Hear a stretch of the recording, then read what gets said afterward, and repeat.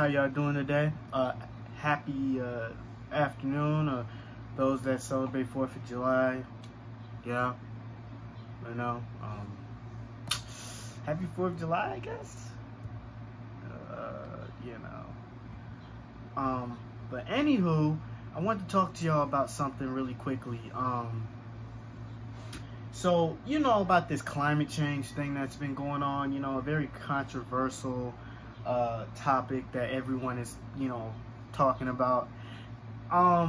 So the other day I was just watching this documentary called Climate Hustlers 2. I think that's what it was called. And I pretty much watched maybe like 75% of the whole thing. I might have missed like a quarter of it. But I watched the whole thing. Well, I watched the documentary, and it was explaining how this controversial topic was just a hoax. Basically meaning like everything that we were taught from while we were children up till now was all a lie. So, you know, how the earth is warming, how fossil fuels are making us get even warmer, you know, all that kind of jazz. So I wanted to talk to y'all about polar bears for a second too, because there has been rumors and statistics and studies saying that there are a decrease in polar bears right now because the Arctic is losing ice, right? But according to the documentary that I watched the other day, it stated that it is normal for the Earth to lose all Arctic and Antarctic ice. There were times where it was ice-free ocean, right? And the bears were still thriving in places further up north towards Canada, the Hudson Bay, Alaska, you know, all those kind of places. Some in Russia, you know. So let me read this out really quickly too. So here's I'm gonna read it, right? Let me read it to you guys. So this is a report. It's a CNSNews, right? It's a report on polar bear population increasing, and it's by Quinn Weimer. And it was published on March 3rd, 2021 at 12:49 p.m. Eastern Time, okay? So here we go.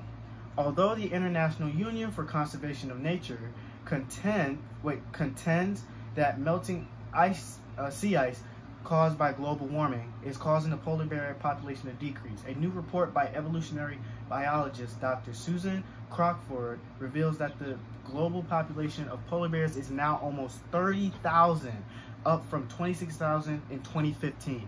So this is huge because I'm sure there were a lot of people. I'm sure there's people that went on the computer or on their phones, and they're seeing news how there are animals that are decreasing in numbers, right?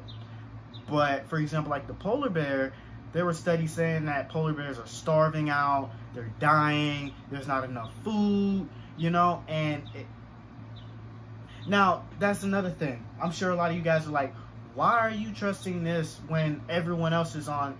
Okay, like, why are you on this side when everyone else is on this side? I'm like one of the few and far between, while everyone else is like in large masses. Excuse me.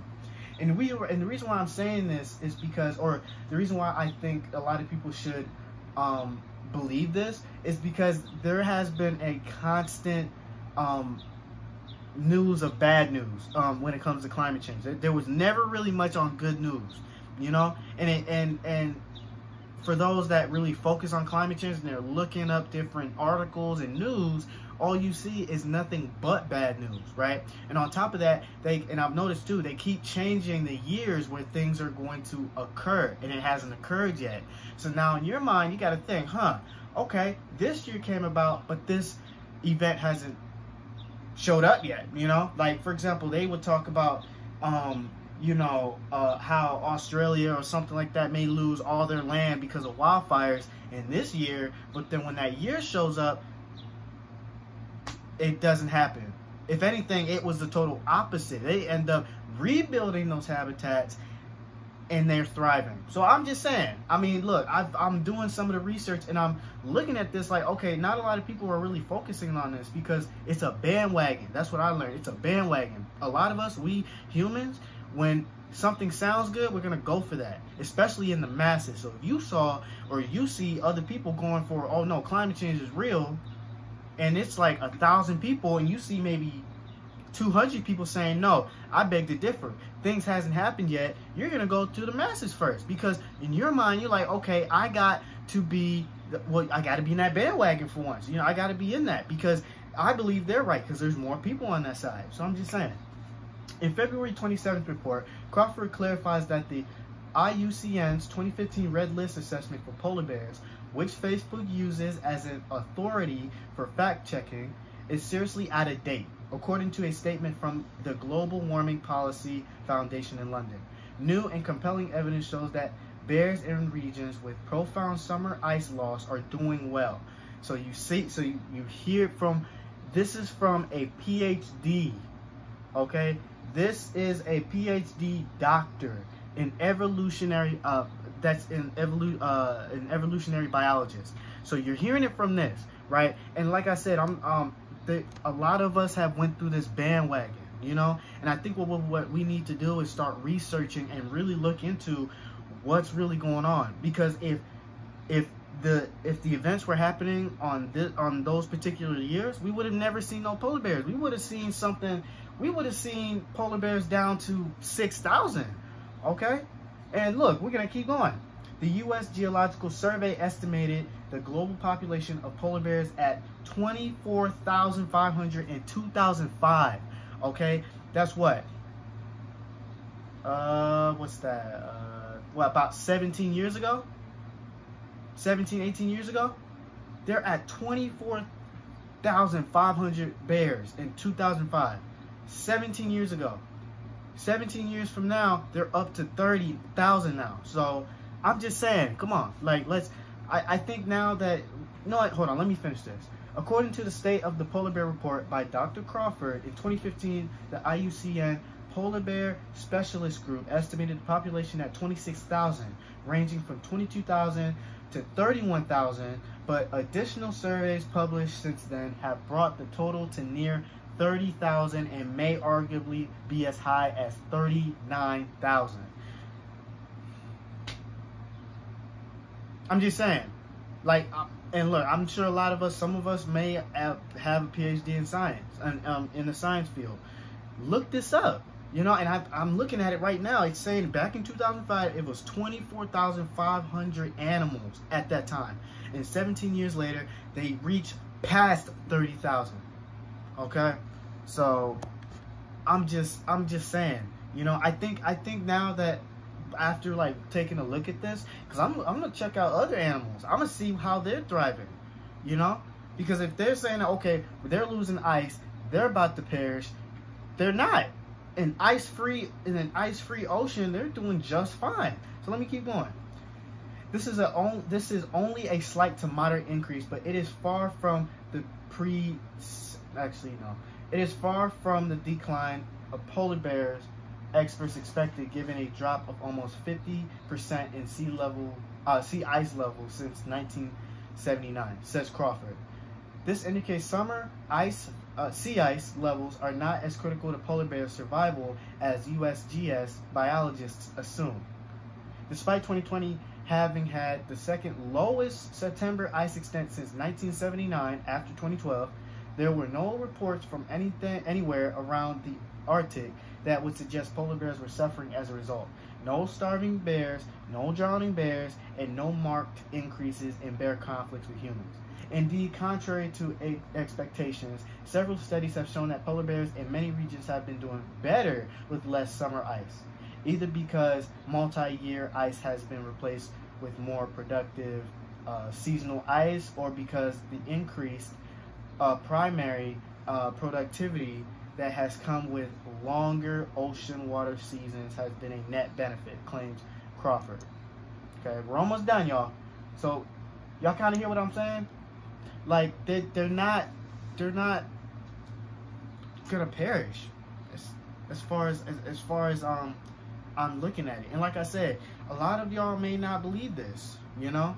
I think it's time that we do our own research, you know. And I think it's just kind of funny how we're getting a lot of more negative stuff, negative news coming out about animals instead of the positive, you know. And I'm thinking at this too.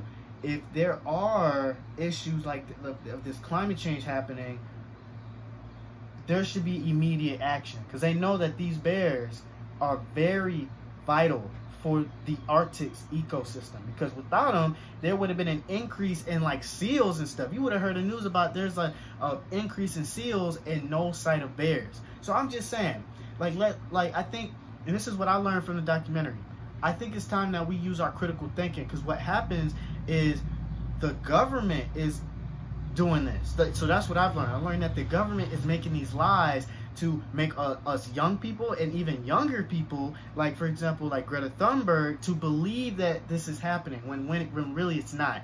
And then there are scientists who does not like this type of lie. They expose the truth, and what tends to happen is that they get in trouble. You know what I'm saying? So it's like pretty much the government is corrupt. It's just like the rap game. It's just like the entertainment game. They had to sell their soul, and they couldn't say anything about it. They had to roll with it, or else they would have got in trouble. But let's keep going. From the surveys of polar bear population, as discussed by Crawford, bear numbers in southern Beaufort have been stable since 2010 at about 907 bears. In the M. Clintock channel, bear numbers doubled from 284 in 2000 to 716 in 2016. In the Gulf of Boothia, the polar bear population is stable, about 1,525 bears as estimated in 2017. In related findings, in 2020, Russian authorities announced that the first ever aerial surveys of all 4 polar bear subpopulations, so Chukchi, Laptev, Kara, and Barents Seas, to be undertaken between 2021 and 2023, reads the report. Let's keep going. Also, contrary to expectations, a new study has shown that polar bear females in the southboard area of the Barents Sea were in better condition, i.e. fatter in 2015 than they had been in the 1990s and early 2000s, despite contending with the greatest decline in sea ice habitat of all Arctic regions, says the report. Polar bears continue to be described as canaries in the coal mine for the efforts of human-caused climate change, but the evidence shows they are far from being a highly sensitive indicator species, says the Global Warming Policy Foundation. It's not a myth. 2020 appears to have been another good year for the polar bears. Dr. Susan Crawford, a PhD, is a zoologist who has written 5 books on polar bears and climate change. She also runs the blog site Polar Bear Science Past and Present, and the company Pacific Identification Incorporation. Some of her clients include the U.S. National Marine Mammal Laboratory, the U.S. National Park Service, the U.S. Fish and Wildlife Department, the Canadian Department of Fisheries and Oceans, and the Royal British Columbia Museum. There you go. Okay, so what I can get off of this is in 2015 till now, they're doing nothing but good. So, and I would actually, I'll send this website to y'all and y'all can check it out yourselves, because this is some vital information. Because who knew that, you know, who knew that, you know, polar bears were still thriving even when the Arctic Ocean had no ice, you know? So, y'all let me know in the comments what maybe did I get something wrong, or you know, y'all let me know. But like I said, like the documentary that I watched was Climate Hustlers 2, I believe. Climate Hustlers, and they got in depth with it, you know, and it was a lot. Okay, it was a lot.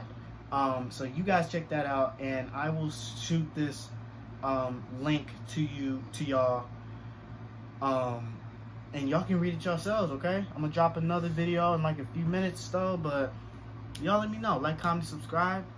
I'm out. Peace.